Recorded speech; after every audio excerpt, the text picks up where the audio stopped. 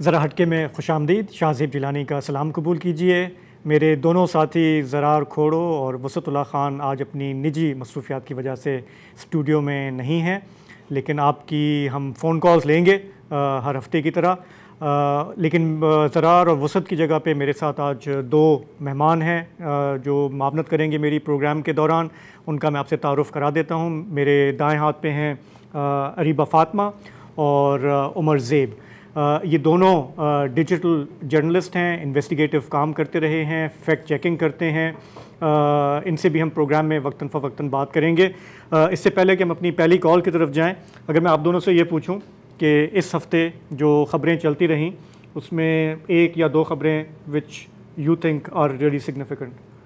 So I think सबसे पहले तो बलोच यकजहती कमेटी की जो मार्च हुई है इस्लामाबाद में, वो बहुत ज़्यादा सिग्निफिकेंट इवेंट रहा है।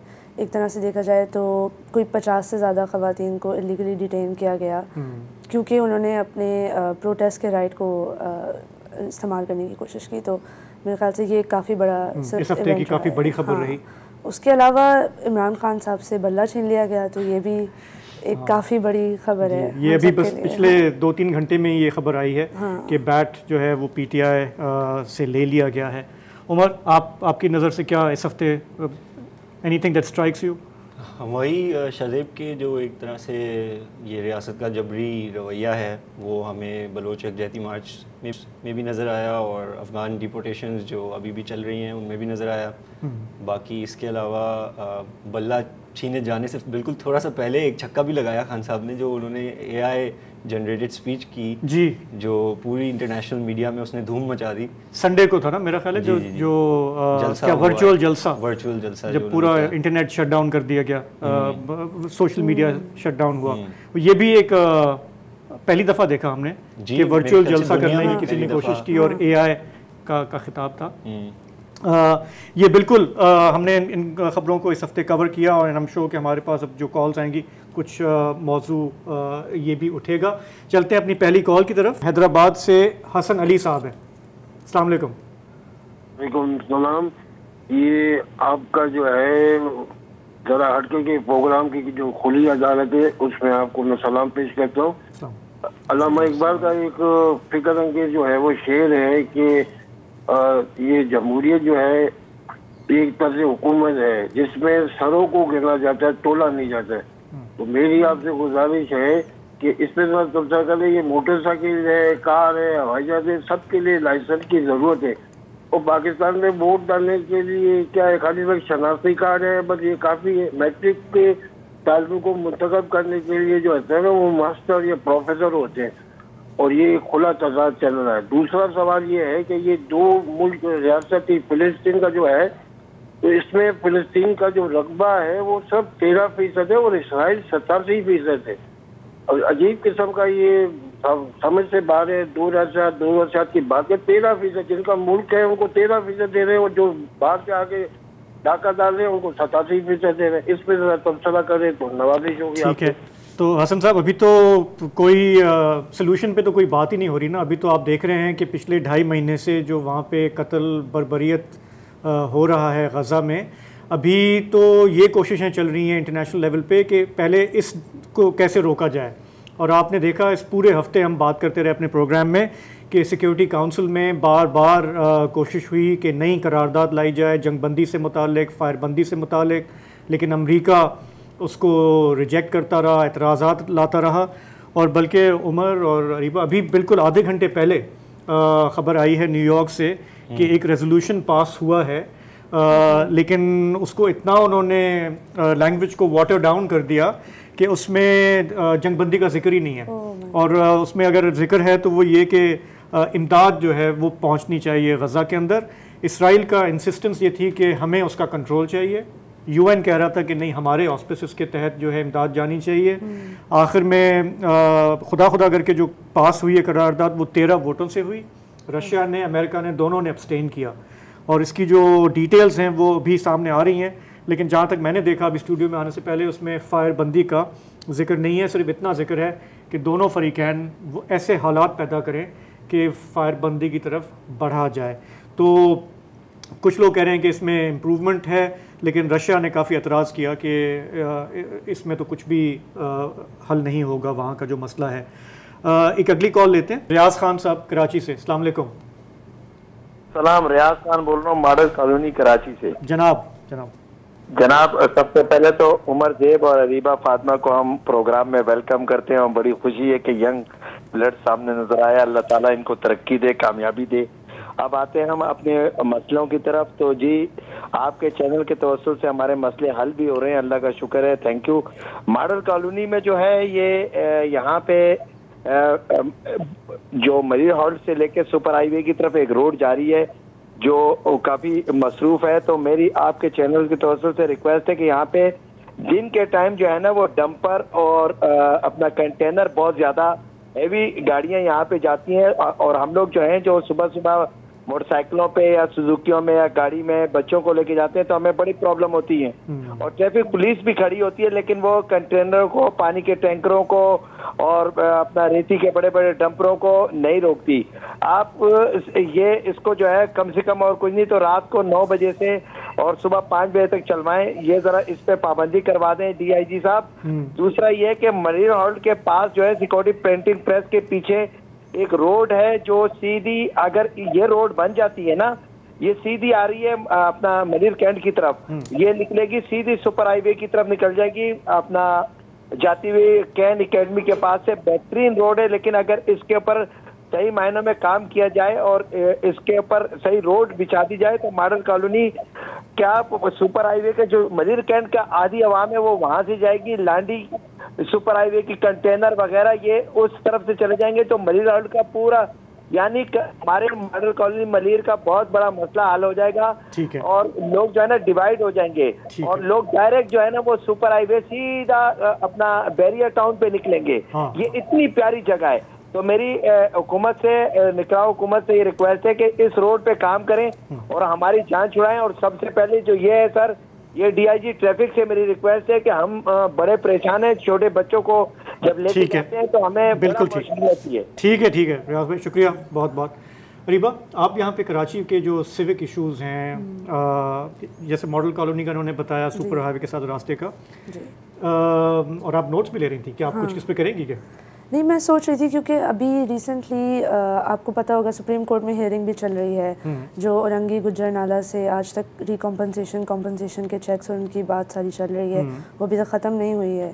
तो अर्बन प्लानिंग तो एक बहुत बड़ा मसला है एक तरह से देखा जाए कराची जैसे शहर। गुज्जर नाले का थोड़ा बताएं, आपने जो कि जिक्र किया है, ये बहुत ख़बरों में था एक अरसे तक, लेकिन अब ओझल हो चुका है और भी क्रिसमस भी आ रही है, बिल्कुल है ना, वहाँ पे ज़्यादातर मसीही आबादी है। जी, कल ही गुज्जर नाला में क्रिसमस पार्टी भी हुई है जहाँ, क्योंकि उनकी क्रिश्चियन कम्युनिटी काफ़ी स्ट्रॉन्ग है और गुज्जर नाला के काफ़ी ज़्यादा लोग आज तक बेघर हैं। अभी तक वो अपने रिश्तेदारों के घरों पे रह रहे हैं या बड़ी मुश्किल से लोन्स लेके किराए पे रह रहे हैं।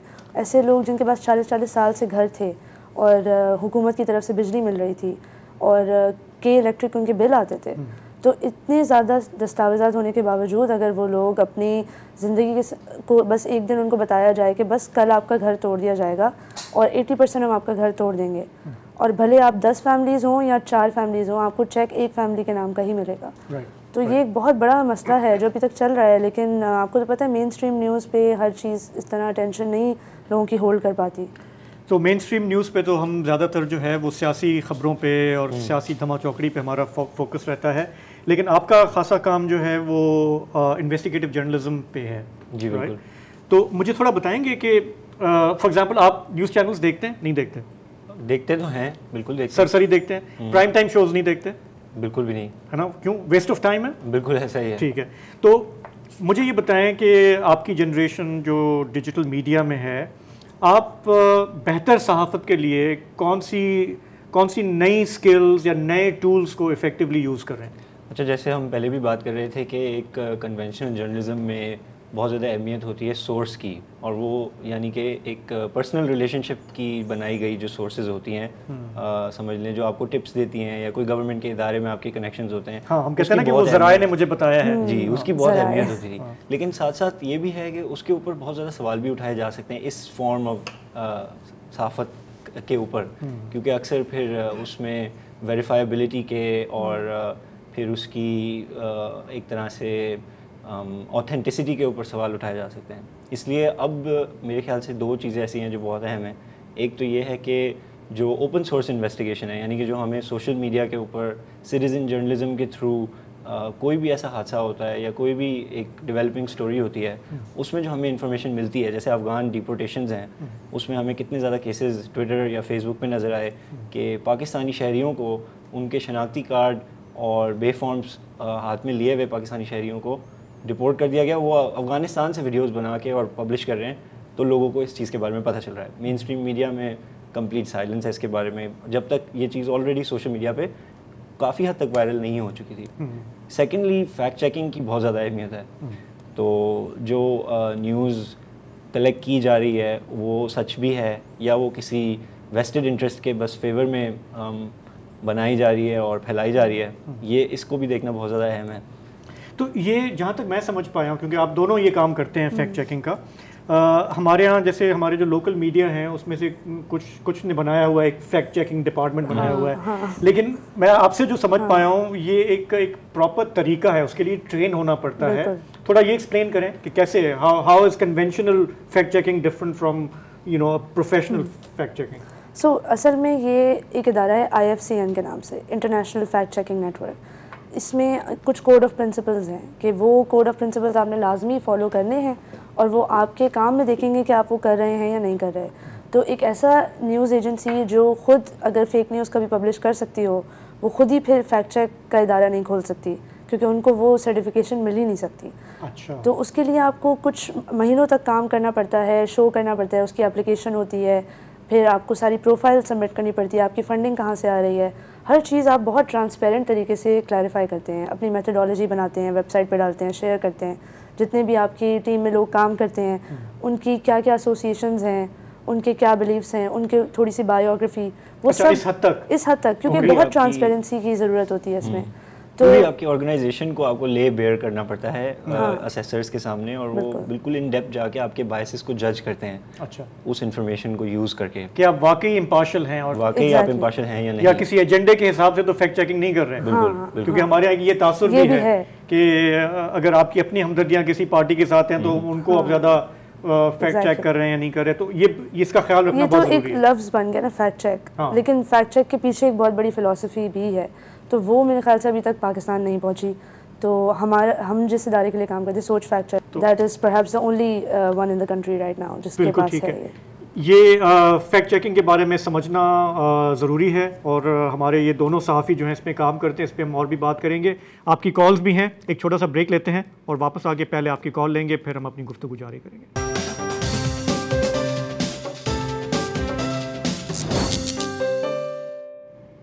जी, तो जुमा है, आपकी हम कॉल्स ले रहे हैं। हमारे पास जो नंबर है, मैं प्रोड्यूसर साहब से रिक्वेस्ट करूंगा दोबारा एक स्क्रीन पे चला भी दें। हमारे साथ कराची से हैं शहाद सिद्दीकी साहब। जी, अस्सलाम वालेकुम। पहले वेलकम है को, और माशाल्लाह से बहुत टैलेंटेड बच्चे आए हैं सामने। जी, देखिए हमें इनसे इतनी इंस्पिरेशन मिलती है, क्योंकि मैं अक्सर ये कहता हूँ कि हमारे बड़ों ने अपना हिस्सा डाल लिया, हमने जो हो सकता था किया, अब आगे इनको लेके चलना है, तो हम इनसे बहुत कुछ सीख सकते हैं। तो मैंने इसलिए कहा कि आज चूँकि ज़रा वसत नहीं है तो हम ज़रा इनसे भी गुफ्तगू कर लें। Sorry, carry on. अच्छा किया सर। अच्छा, आज डेवलपमेंट पे बात हो रही थी, एक साहब ने पहले भी कहा था, देखिए जो वो रेलवे ट्रैक दिग रोड से लेके और शेरशाह और शेरशाह से लेके टावर तक, मैं यकीन करें 4 साल से टीवी पे बोल रहा हूँ, भाई ये ट्रेन का ट्रैक को भूलो और इस पर सड़क बना दो। अच्छा, सड़क बनाने के लिए भी आप कहेंगे पैसा कहाँ है, पैसा भी वो इर्द गिर्द की रेलवे की इतनी जमीन है उसको सेल करो और सड़कें बना दें। क्योंकि देखिए अब शरीफाबाद से गुजर रही है, नाजबाद से गुजर रही है, कराची फैल गया है 60 किलोमीटर और ऊपर, वो सड़क तो काम आ जाएगी, वो वहाँ से वहाँ एक रेल जैसे बच्चों का खेलना के तौर पे तो इस्तेमाल होती दिख रही होगी, लेकिन फायदे नहीं होंगे। फायदा है वो सड़क अगर बन जाए तो उससे क्या होगा, अब रेल ट्रैक बना देंगे, बीच में बेशुमार वो ब्लॉकेज आएंगे, वो फाटक बंद होगा, ट्रैफिक जाम हो जाएगी। सड़क के पूरी वहाँ से वहाँ तक सड़क बना दें प्लीज। तो वो रेलवे ट्रैक को अगर देखिए, वो जस्टिस साहब ने फैसला किया था नहीं रेलवे बहाल हो, भाई जरूरत देखें, उस वक्त सन 70 में जमीन वहाँ अल आज़म पे ख़त्म होती थी, और अब नॉर्थ कराची से भी आगे सरजानी से आगे जा रही है। तो आप वहाँ पर, एक तो ये मेरी रिक्वेस्ट है। दूसरा, एक मैंने अपील की थी 9 का रिजल्ट, मैंने फिर बोर्ड में फ़ोन किया तो बोर्ड वाले यही जवाब दे रहे हैं कि भाई आ जाएगा, अगर आपको बहुत जल्दी है किसी रिजल्ट के मालूम करना तो आप हमें नंबर भेज दें, हम उसका बता देंगे। रिजल्ट आज तक अनाउंस नहीं हुआ, फिर 2 हफ्ते इसमें भी गुजर गए। अच्छा, दोनों मैंने आपके साथ अच्छा 9th क्लास का आप कह रहे हैं कि रिजल्ट अभी तक नहीं आया, इंतजार हो रहा है? नहीं आया सर। अच्छा, यही बोले जा रहे हैं कि जी अब वेट करें, माने अब आखिरी 3 महीने रह जाएंगे तब देंगे। भले वो 100% पहले भी उन्होंने कहा था ना खराब आए, तो फिर खराब भी तो नतीजा तो निकाल दो ना। हाँ बिल्कुल, वो नहीं बिल्कुल आना चाहिए, बिल्कुल आना चाहिए। और उससे पहले आपने बात की, मेरा ख्याल है कराची सर्कुलर रेलवे की आप बात कर रहे थे। ये इशू ऐसा है कि लिटरली हमारे तो बाल सफ़ेद हो गए सुनते सुनते। हमने इतने गवर्नमेंट्स आई चली गई, इतने बड़े बड़े दावे किए उन्होंने, किसी ने कहा चीन के साथ ताउन होगा, किसी ने कुछ कहा, बीच में कोशिशें भी हुई, लेकिन इतना इतना कॉम्प्लिकेटेड इशू है कि जहाँ जहाँ पे रेलवे की ज़मीन है, फिर उस पर कब्जे हैं, फिर उसको छुड़वाने हैं, वो एक लगता है कि पूरा एक ऐसा पेंडोरास बॉक्स है कि फिर अब कोई उसमें हाथ डालना नहीं चाहता। लेकिन इनकी बात बिल्कुल सही है, ये फाटक और उस पर इंक्रोचमेंट, फिर आप कराची जो है एज यू नो इतने इसके सिविक इश्यूज हैं, साथ साथ इसकी ज़रूरत भी बहुत ज़्यादा है। एक तरह से अगर देखा जाए जो रेलवे ट्रांसपोर्ट होता है खासकर इनसाइड द सिटी, शहर के अंदर, वो बहुत ज़्यादा मतलब एक तरह से इकोनॉमिकल भी होता है और वर्किंग क्लास के लिए भी, और वर्किंग सैलरी वाले लोग भी हैं जो मेहनत कश लोग हैं, उनके लिए बड़ा ज़रूरी है। हम खुद इससे पर्सनली इतना फ़ायदा ले सकते हैं, तो नीड तो इसकी बहुत ज़्यादा है। अब देखें इलेक्शन हो, कोई ढंग की गवर्नमेंट आए, किसी को कराची की परवाह हो तो शायद वो उसको देखें। आपसे मुझे बात करनी है ओपन सोर्स इन्वेस्टिगेशन टूल पे, आप अभी मुझे ब्रेक के दौरान बता रहे थे, लेकिन पहले एक कॉल लेते हैं क्वेटा से। अच्छा, क्वेटा से हमारे साथ बशीर खान साहब थे, उनकी कॉल ड्रॉप हुई है, तो why don't I ask you about this, ये ज़रा बताएं ये क्या है ओपन सोर्स इन्वेस्टिगेशन टूल जो है? अच्छा, इसका मकसद बेसिकली ये है कि जो टेक्नोलॉजिकल कुछ मतलब सोर्सेज होते हैं, जो इन्फॉर्मेशन जो सोसाइटी में बहुत ज़्यादा मतलब प्रोड्यूस होती है, जैसे कि कोई भी हादसा होता है उसकी वीडियोज़ ली जाती हैं, उसकी तस्वीरें ली जाती हैं, तो उसके बारे में स्टेटस अपडेट्स लगाए जाते हैं, उसके उस चीज़ में या इवेंट में जो भी शरीक हुआ होता है वो वहाँ पे आइडेंटिफाई किया जा सकता है कि वो उधर गया था। इससे लोगों के आने जाने, लोगों की लोकेशंस का भी अंदाज़ा लगाया जा सकता है इस डेटा से।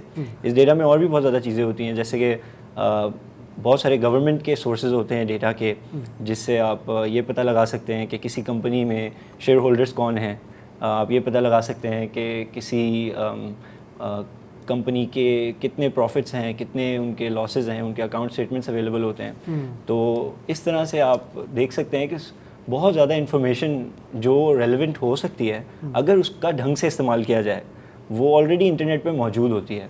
और उस इन्फॉर्मेशन को यूज़ करना तो बेसिकली ये इस तरह से है कि अगर आप एक स्टोरी करना चाहते हैं, इन्वेस्टिगेटिव स्टोरी आप करना चाहते हैं, आप एक बहुत बड़े इशू के बारे में बात करना चाहते हैं जिसके बहुत सारे कुछ हिस्से हैं जो समझने के हैं, और आप ज़रूरी नहीं है कि आप लोगों के साथ ऑफिस में जाके बैठें, चाय पिएँ, फिर जो रिवायती तरीका है, हाँ जो रिवायती तरीका है कि आप उनसे दोस्तियाँ करें, ये सब ज़रूरी नहीं है।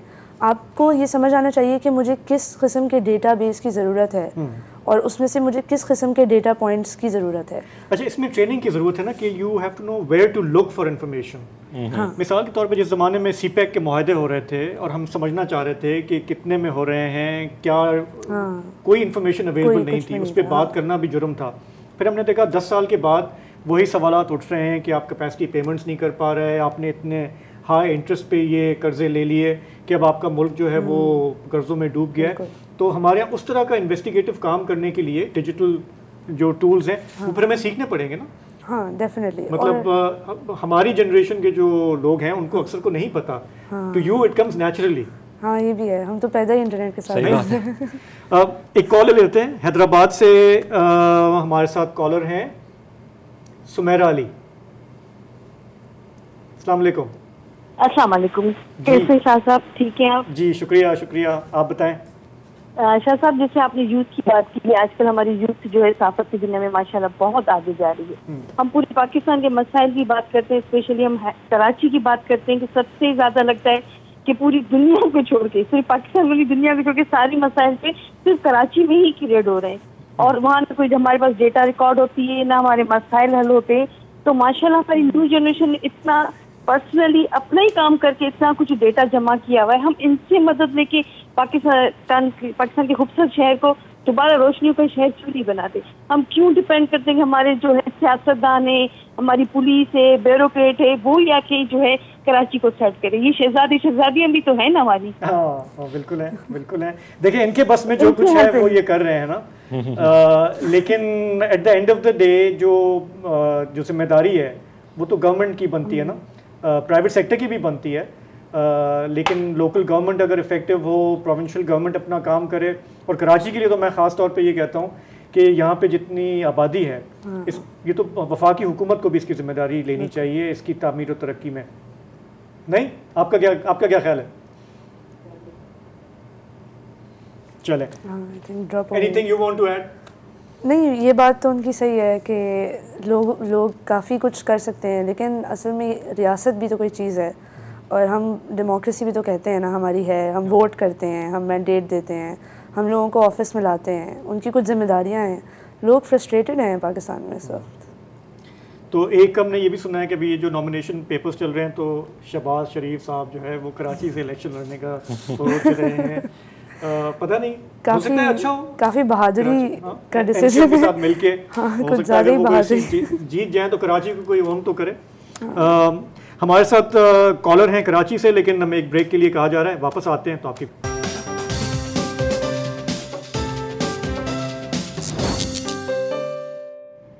प्रोग्राम में वापस खुशामदीद। मेरे साथ अरीबा फातिमा और उमर ज़ेब, दो सहाफ़ी मेरे साथ मौजूद हैं आज स्टूडियो में, लेकिन जुमा है, आपकी हम कॉल्स को प्रायोरिटी देंगे। पहले चलते हैं मोहम्मद हनीफ कराची से।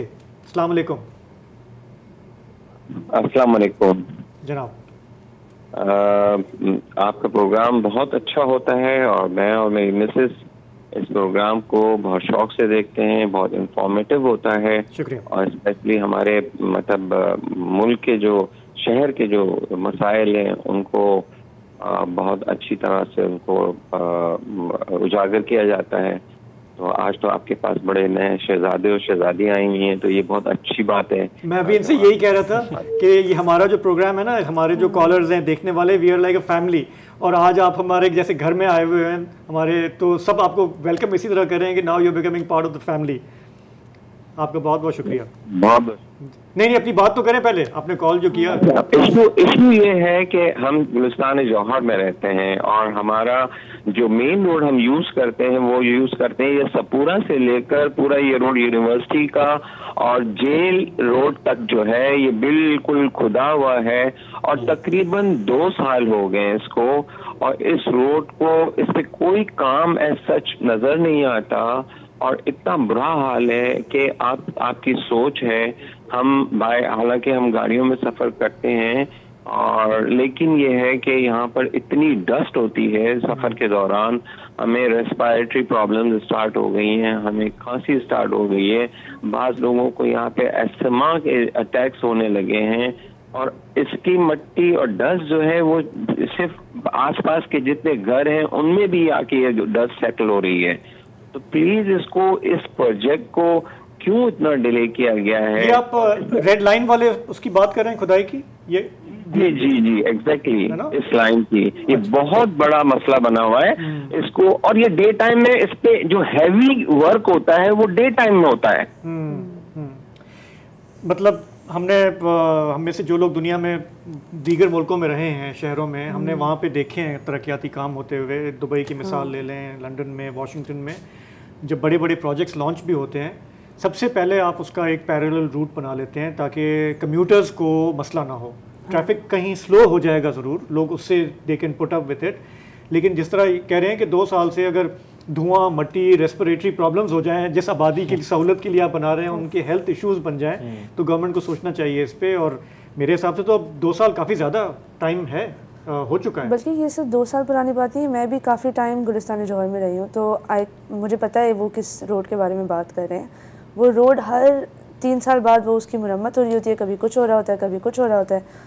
मैं तो बचपन से बच्ची से अब बड़ी हो गई हूँ और आज तक अब उस रोड का वही हाल है।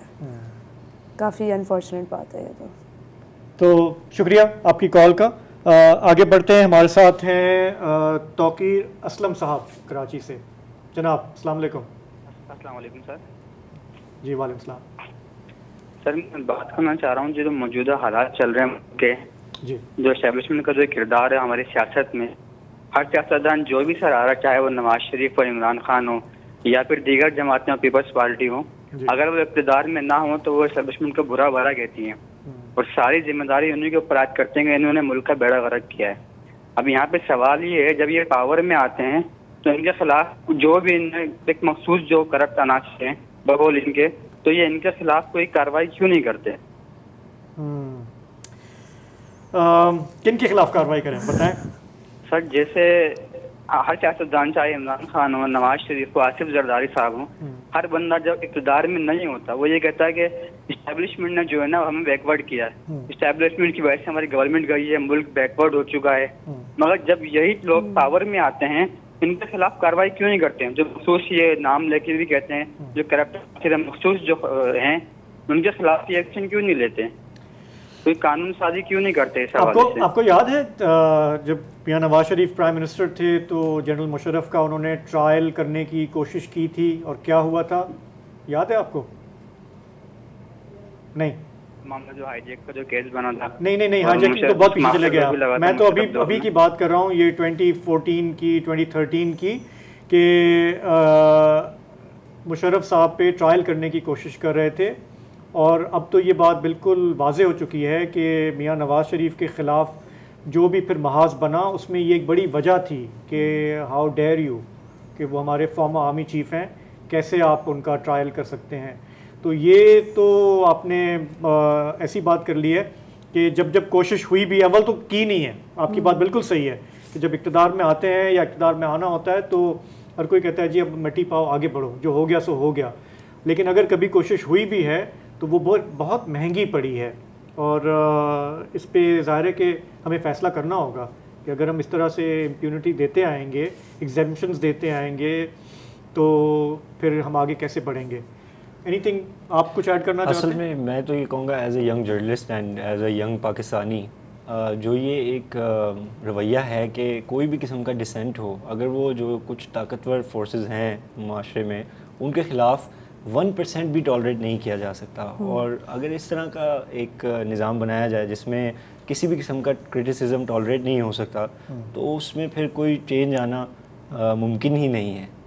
और अगर कोई चेंज नहीं आए तो फिर जाहिर सी बात है बहुत सारे प्रॉब्लम्स होते हैं इसकी वजह से, क्योंकि कोई भी माशरा दुनिया में परफेक्ट तो नहीं है ना, और उसमें कोई ना कोई तो रास्ता होना चाहिए अपनी राय देने का या अपनी प्रॉब्लम्स को बयान करने का। लेकिन यहाँ पे ऐसा कोई भी रास्ता नहीं है।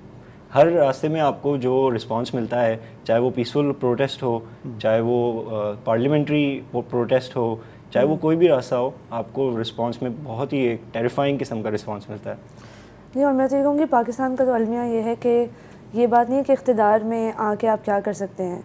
इस्टेब्लिशमेंट और इक़्तिदार एक दूसरे के मुतरादिफ हैं पाकिस्तान में, मतलब बिल्कुल सेम ही वर्ड्स हैं ये।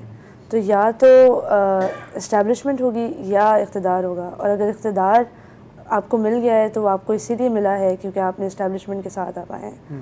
तो ये बहुत मुश्किल है पाकिस्तान में कि इक़्तिदार उनसे आप तो हम थक गए इसकी अलग कर दिया जाए। क्योंकि वो टीवी चैनल्स कम देखते हैं और ये बहुत अच्छा है। I am really pleased to hear that. हमारे यहाँ रोज़ जो शाम के प्रोग्राम में जो बहस मुबाहिसे चल रहे होते हैं ना, उसमें ये आजकल बहुत चल रहा है कि जी के मकबूलियत ज़रूरी है या कबूलियत ज़रूरी है। और यू कुड बी पॉपुलर लेकिन अगर आपको कबूल नहीं हो रहे ऊपर तो फिर आप नहीं आएंगे। और अभी जो हो रहा है पीटीआई के साथ, ये उसी का एक शाखसाना है। माजी में हमने देखा है कि पीपल्स पार्टी के साथ ये हुआ, फिर मियां नवाज शरीफ की पार्टी के साथ ये हुआ, ये उससे गुजर के आए हैं। लेकिन इस दफ़ा हम ये देख रहे हैं, स्पेशली जो आज की भी खबर आई ये बैट की और उसकी, कि ये दोनों पार्टियां जो कहती हैं कि हम जमहूरियत के लिए, सिविलियन सुप्रीमेसी के लिए काम करते हैं, लेकिन जब अपना फ़ायदा नज़र आ रहा होता है तो ये अपने सारे वो उसूल साइड पे रख लेते हैं। तो क्योंकि अब हमारी राह हमवार हो रही है ना आगे आने की, तो पीटीआई के साथ हो रहा है तो ठीक है, पीटीआई डिजर्व्स इट, इनकी लॉजिक ये कहती है। लेकिन हम जो बाहर से बैठे देख रहे होते हैं मामलात को, तो हमें तो नज़र आ रहा होता है कि ये तो तबाही का रास्ता है, ये इम्प्रूवमेंट का रास्ता नहीं है। एक ब्रेक लेते हैं, वापस आके फिर इस पर बात करें।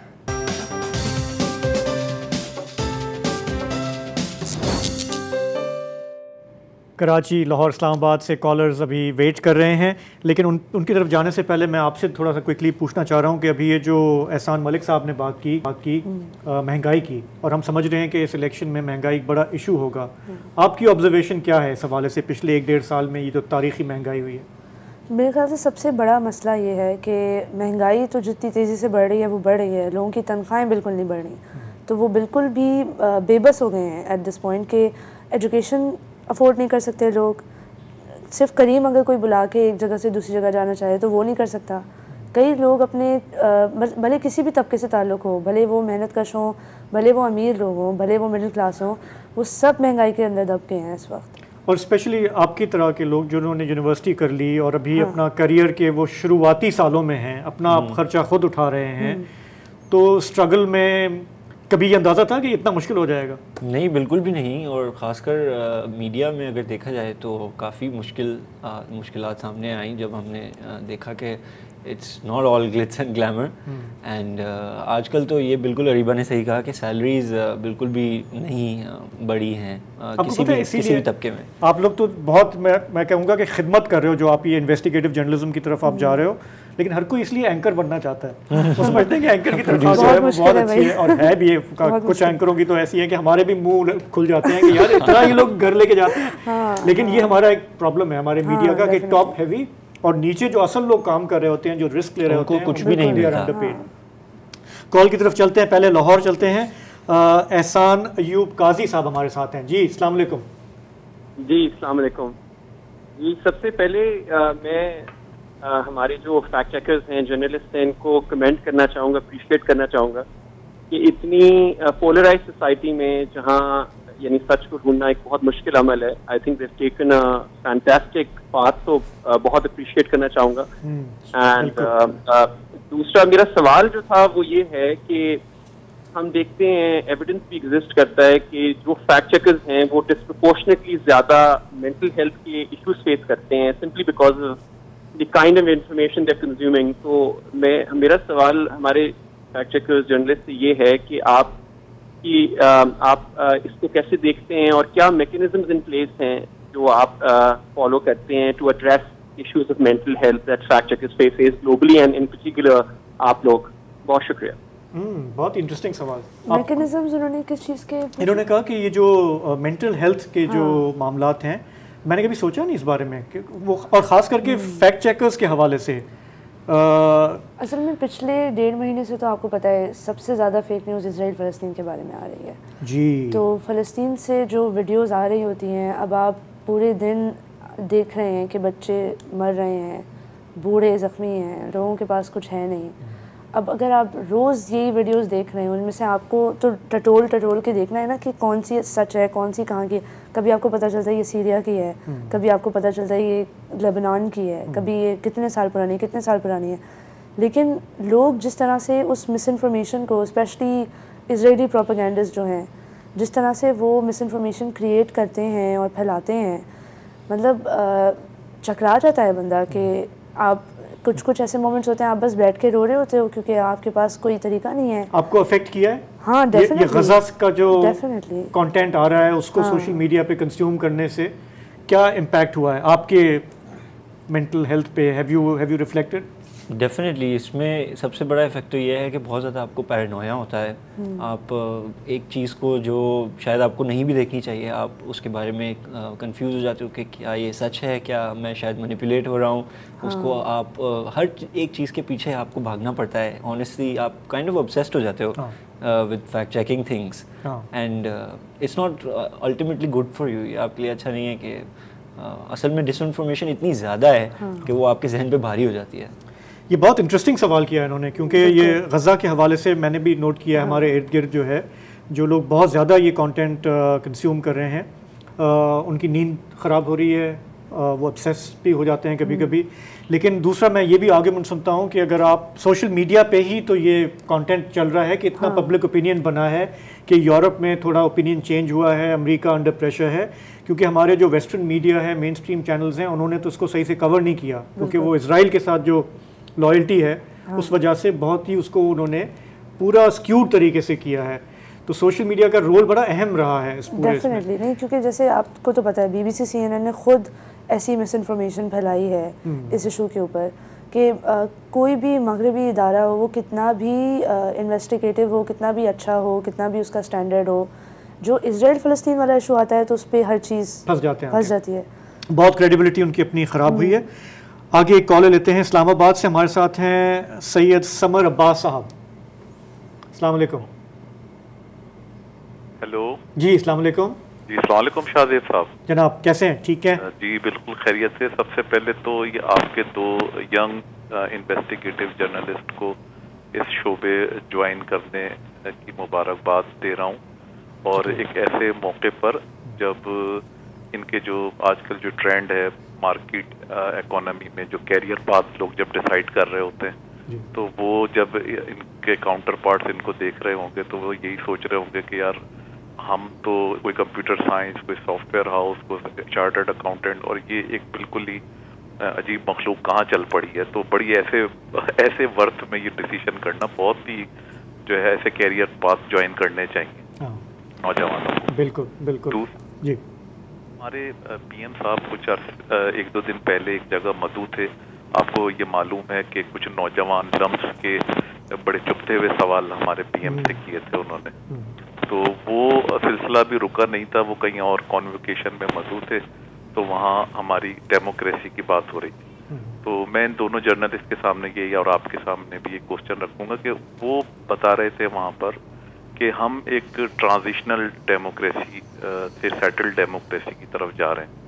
तो मैं ये सोचने लगा कि इनका एनालिसिस तो फिलहाल ये यूनिवर्सिटी में अभी चल जाएगा, लेकिन जो है वो एक ट्रांजिशनल डेमोक्रेसी को 70 साल का एक पूरा ओवरहॉल, लंबी ट्रांजिशन हो गई है बहुत इतनी लंबी ट्रांजिशन। तो असल में हकाइक ये नहीं थे। असल में हकाइक तो शाहजेब साहब आप जानते हैं, and you are part of the analysis जो आप देते रहते हैं हमें और हम मुस्तफीद होते हैं, कि ये ट्रांजिशनल डेमोक्रेसी नहीं थी, ये तो एक टाइप की मोनार्की रही है, और ये डिविडेंड इसमें लोगों के इसमें है।